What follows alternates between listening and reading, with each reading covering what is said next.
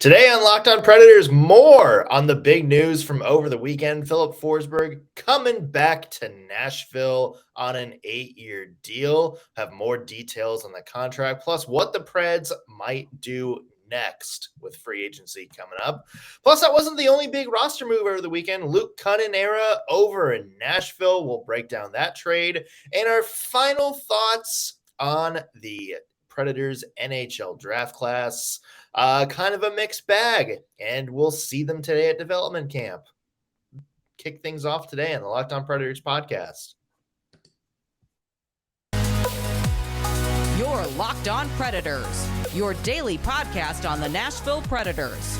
Part of the Locked On Podcast Network, your team every day.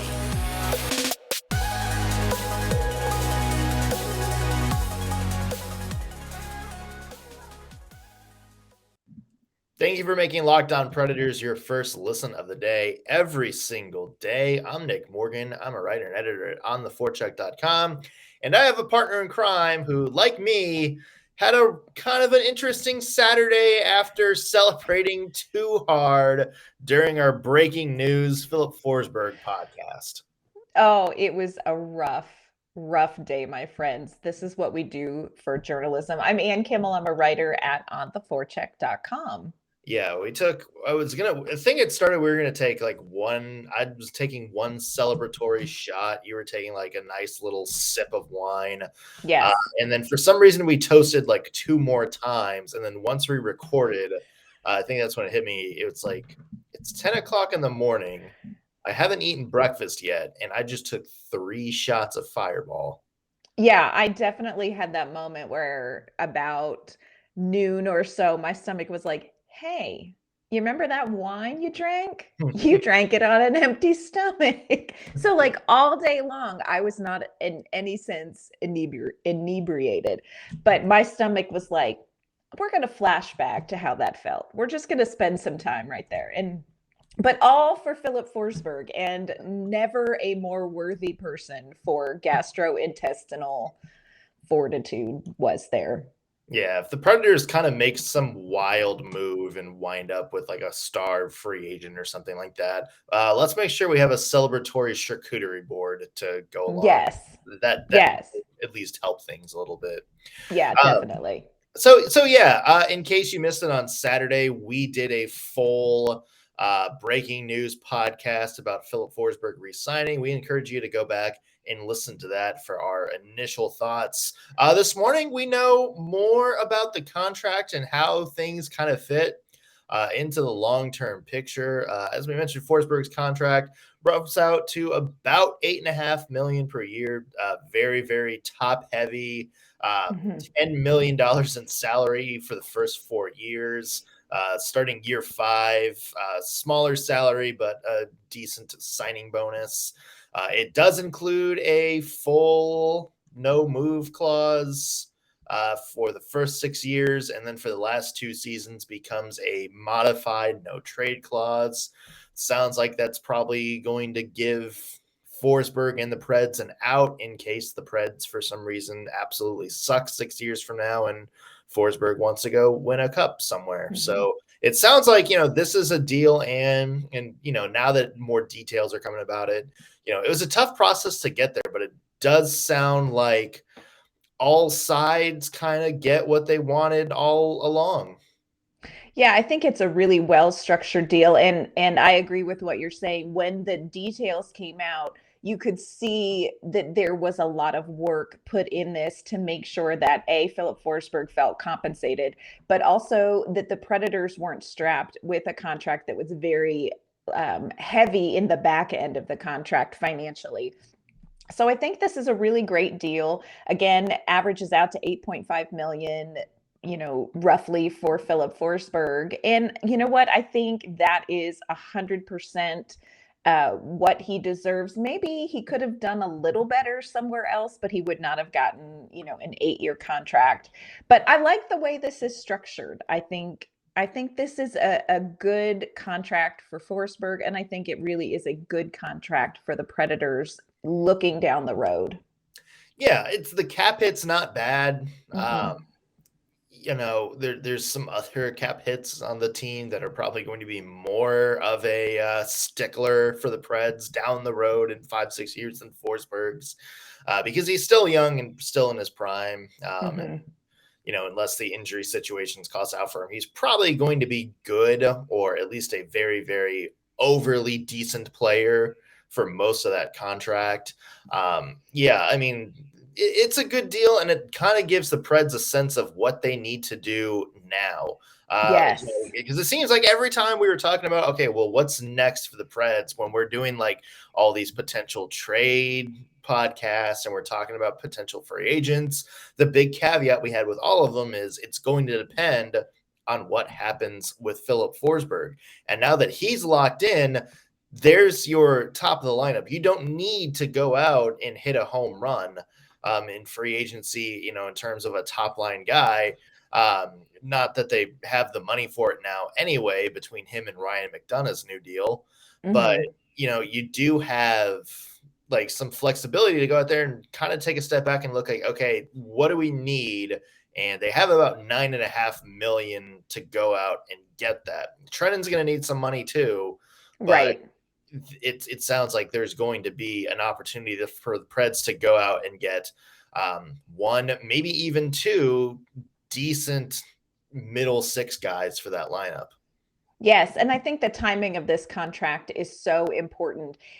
It would be great regardless to have Filip Forsberg back, but I think that it would have really been challenging for the Predators to let Forsberg test free agency, see what's out there, and then maybe circle back to this, even if it was this exact same contract, because they're going to miss a window in free agency where they know exactly what they have to spend and they know exactly the pieces they need. If you still have the Filip Forsberg thing up in limbo, even if eventually he re-signed with the Predators, that's going to cost the Predators time as free agency starts. And I'm sure that there are some pieces that they may be looking at that could go quickly. So I think the timing, getting this done before it goes to free agency is huge.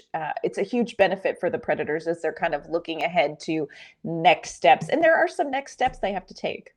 And I agree. Sign, yak off Trenton, pay them. Yeah.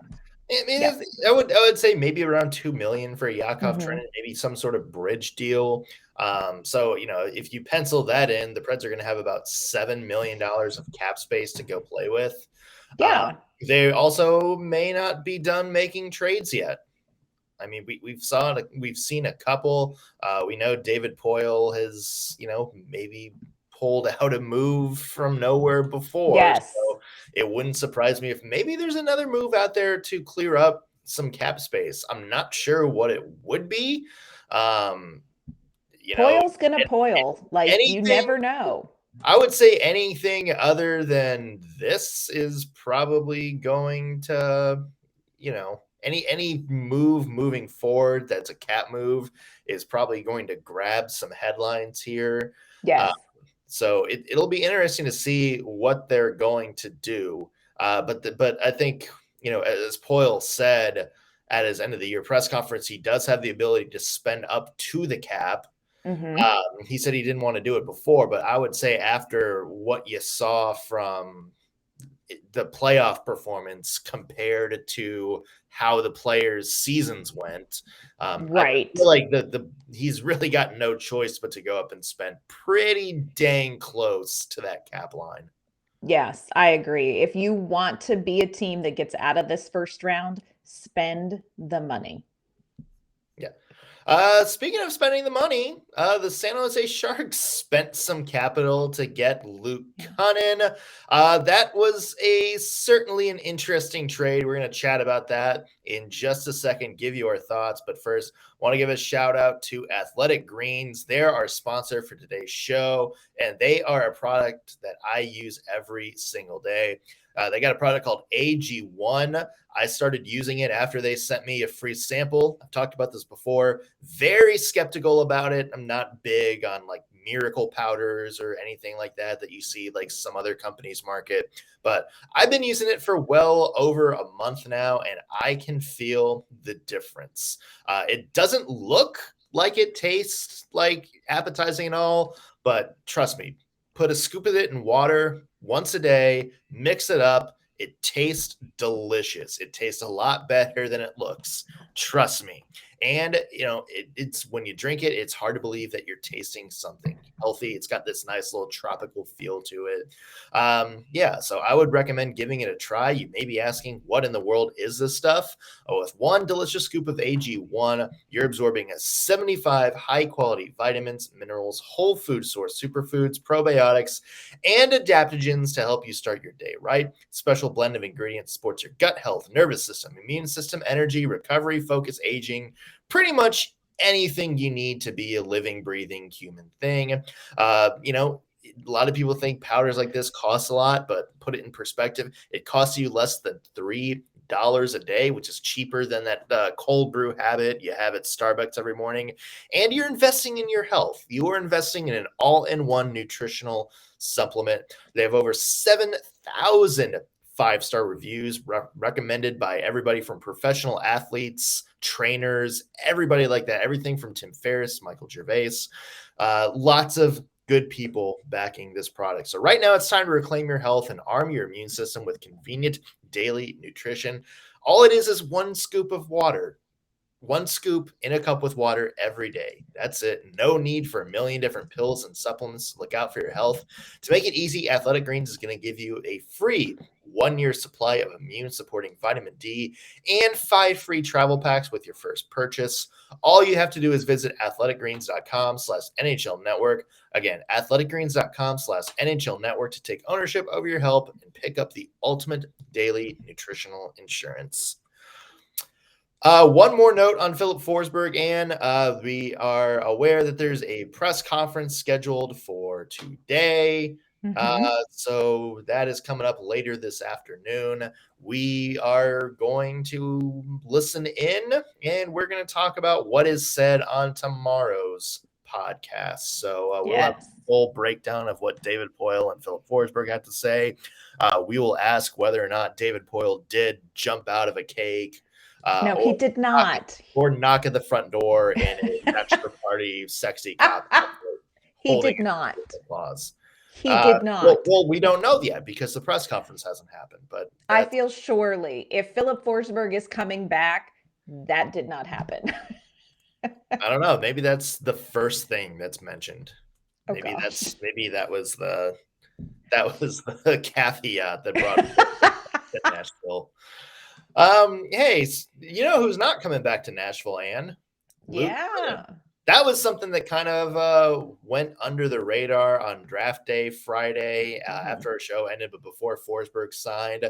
The Predators ending the Luke Kunin era. They traded him to the San Jose Sharks for John Leonard, who appears to be probably an AHL guy, and a third-round pick in next year's draft, which if talking to some of the draft experts around there, it's a pretty not insignificant move.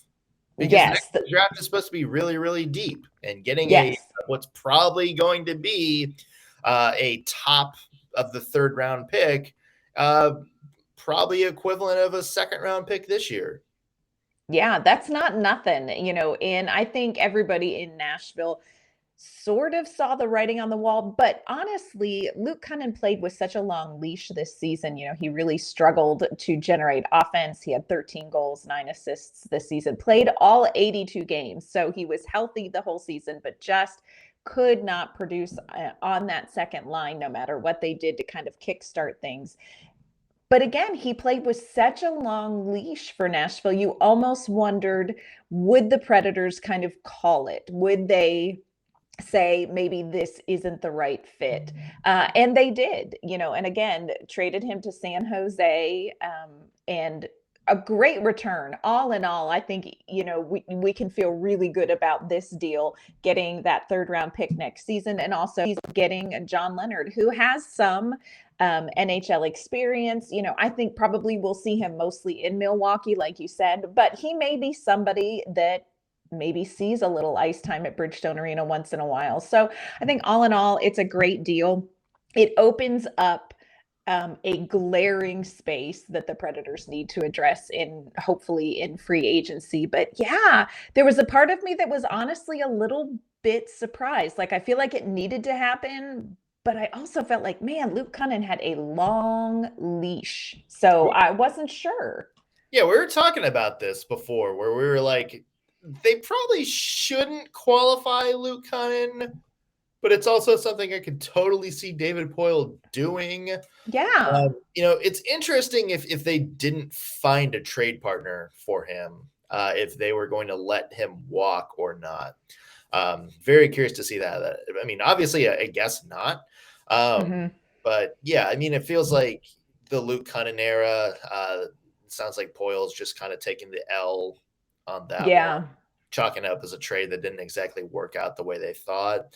And if you wanted to move Kunin down as kind of a fourth line bottom guy role, there's definitely people out there that you could get for much cheaper than $2.5 million or whatever Luke Kunin's going to wind up getting. It was not an insignificant amount for sure. No, especially with the Forsberg deal now done. Right. And now the Predators can go out there and get a pretty affordable but decent upgrade there on your middle six wings. So there's that. I'm looking at this from the San Jose perspective, Anne. And interesting trade for them considering kind of where they are as a franchise right now. It's almost like the Jeremy Lauzon trade for Nashville, where, the Sharks, it's not like this was a salary dump. Like, they gave up, a pretty decent bottom pair, like bottom line AHL fringe guy, and more importantly, a third-round pick in next year's draft, which is pretty good capital for a team like the Sharks, who are in a dire need of a rebuild right now. And it kind of like, it make the way they went after and gave that up for Luke Kunin, it's one of those things where you look at, if you're a Sharks fan, and be like, what am I missing here? Yes. Is there something I'm not totally grasping right now? What do they see in him? How are they going to use him? Right. Well, we've kind of talked about something similar with the, I think it was the Alex DeBrincat trade last weekend, where we were like, you're getting a pick in the 2023 draft in the third round, and you're getting this John Leonard, and you know what I mean? Like, it just, you were like, did you guys just stop asking for stuff? Like, I don't know. It really was kind of an interesting trade when you look at it from San Jose. You're like, okay. And it's not that I don't think that Luke Kunin is an NHL player, but I just don't know what they saw enough of in his time here in Nashville that made them feel like, oh yeah, that guy right there, he's going to help us out. You know what I mean? Like, they may use him in a completely different way though. Like, maybe very true. Like, you know what? He was, kind of stuck in a top six role in Nashville. We don't really see him as being that guy. We like him as more of a bottom line guy, maybe somebody who can go out there and sort of be a veteran as we're rebuilding, maybe somebody to play alongside one of their younger players. Who knows? Like, they clearly, if they give up that much to get him, have a vision for him. Yes. Like, they clearly see something in them that's like, you know what? He's going to be part of our plan for the next couple of years. That's, and if it was just like, well, we'll take a flyer on him, they could have just waited until unrestricted free agency hit. You probably could have gotten him for much cheaper. So, I mean, clearly the Sharks see something in him. I don't know what. Well, I will say this in his defense, in so many ways, he played well to the Predators' identity. And I think that is what kind of gave him the longer leash with John Hines and David Poile, in the sense that he's a very physical player. He was one of the top players on the roster as far as hits. The problem is he was so busy hitting that he just didn't generate offense. And maybe there's a way to sort of pare that back and generate some more offense. I don't know. San Jose gave up a really decent chunk of asset, to get him. So like you said, surely they have something in mind for him. And, I don't think anybody in Nashville is going to bemoan this trade very much because, try as he might, it just didn't work. And I think that second line was such a struggle and such a challenge for the team all last season that it just absolutely had to be addressed. And so, it'll be interesting to see what they do with it now. But I feel like Kunin was definitely a piece that wasn't going to continue to try to make that happen. There just was not magic there. No, and now the Predators can go out and get somebody who may be a better fit in what the Predators kind of want him to be. So, yeah, interesting. Speaking of good fits, NHL Draft. Yeah, by the way, that whole thing happened. Oh, yeah. Mix of all this news. We'll take a look at the Predators draft class, some of the reviews, and look ahead to development camp here in just a second. But first, want to let you know that this episode's brought to you by our great friends at betonline.net. BetOnline.net is your number one source for all your betting needs and sports information. You can find all of the latest sports developments, league reviews, and news, including all the information you need about this year's NHL Draft and everything about Major League Baseball. BetOnline is your continued source for all your sports wagering information, including live betting, esports, and more. And BetOnline.net remains the best spot for all your sports scores, podcasts, and news this season.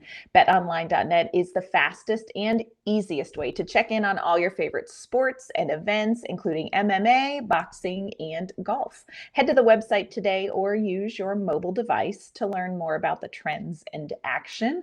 BetOnline, where the game starts. Well, the NHL Draft is now in the books. Of course, the Predators got Joaquin Kemell. Come on. In the first round, we did a whole breakdown of that on Friday. Now they have more guys to talk about, and pretty decent reviews from around the league in terms of who the Predators brought in. Yeah, I feel like overall Nashville had a pretty darn good draft. Of course, the first pick with Kemell was like manna from heaven. This was a player who most places had ranked in the top 10. Our friend Eric Dene on the forecheck, who knows everything you could want to know about prospects, had him ranked, I think, 10th.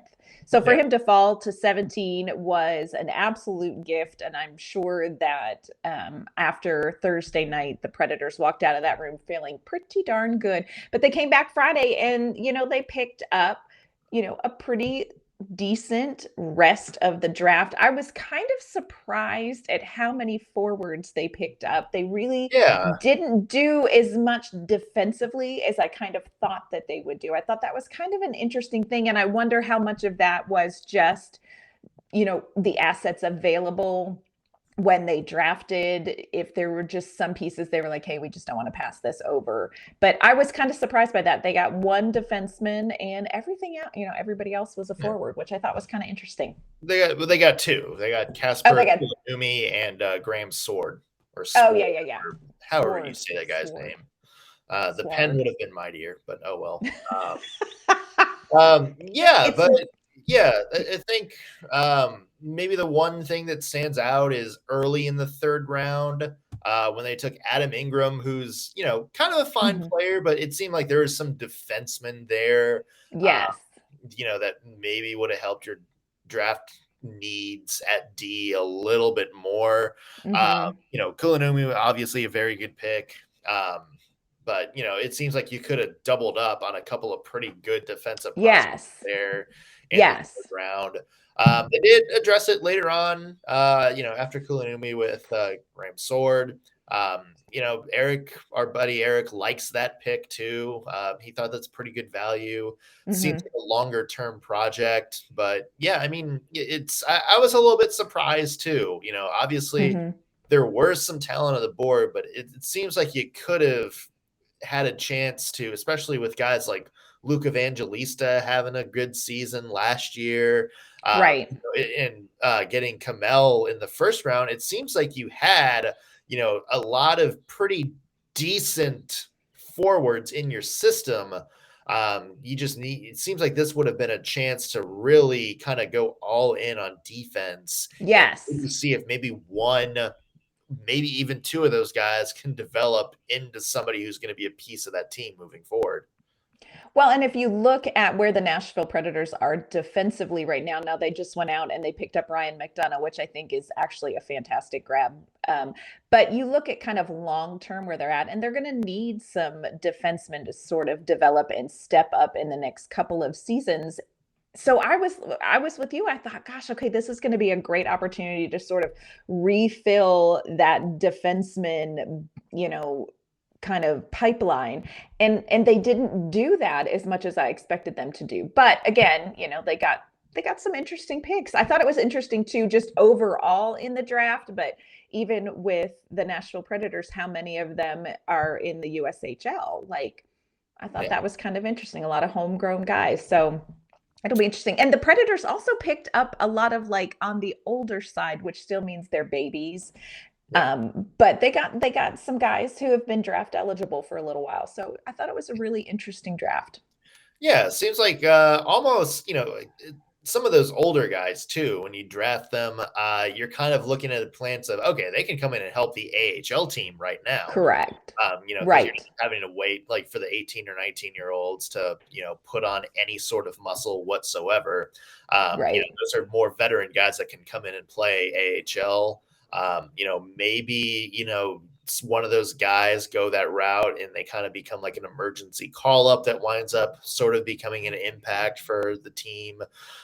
It seems like that's what you kind of go for. And some of these longer term picks, or, the older picks, the 20-year-olds, the guys who had been skipped in I'm gonna need a minute.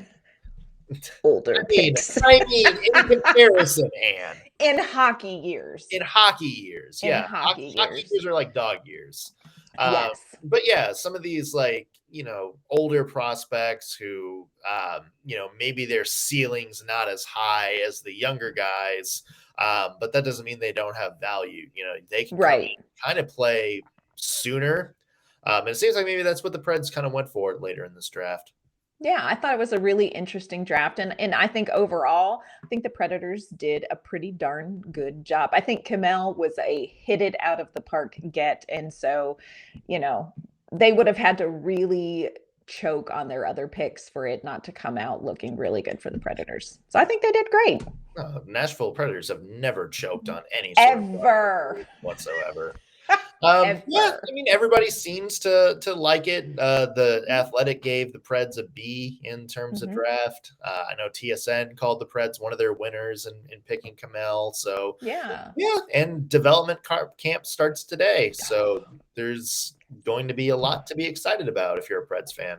Yeah, development camp is my favorite hockey week of the entire year. I love development camp more than I love playoffs or anything else, just because it's so exciting to see these young guys come in. And, we don't get to watch a lot of the prospects.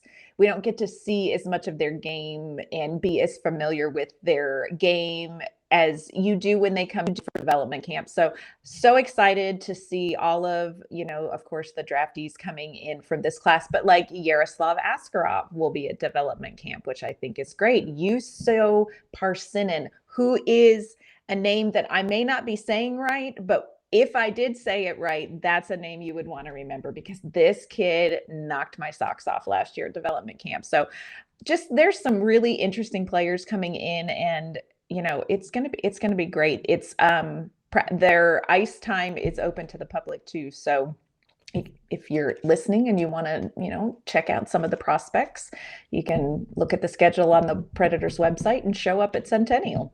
There we go. And I know you will be there for a little bit too, so I'm sure we will get some wonderful insight from you throughout the as well. So looking forward to that. Until then, though, Anne, where can the people find your work online? You can find my work at ontheforecheck.com, and you can find me on Twitter at AnnK_Mama on Ice. I'm Nick Morgan. You can find my work at ontheforecheck.com. Follow me on Twitter at _NSMorgan. And while you're there, be sure to follow the podcast on Twitter at LO_Predators. If you're watching this on YouTube, be sure to like the video, subscribe, leave a comment. Let us know what you think of Forsberg's deals, the Kunin trade, draft class, pretty much anything we talked about today. And of course, tomorrow we will be back with the highlights from David Poile and Filip Forsberg's press conference. We will get some decisive action on whether or not there was stripper cake involved. That's going to do it for us today on the Locked On Predators podcast. Thank you for making us your first listen of the day. We will be back tomorrow with an all-new episode. See you then.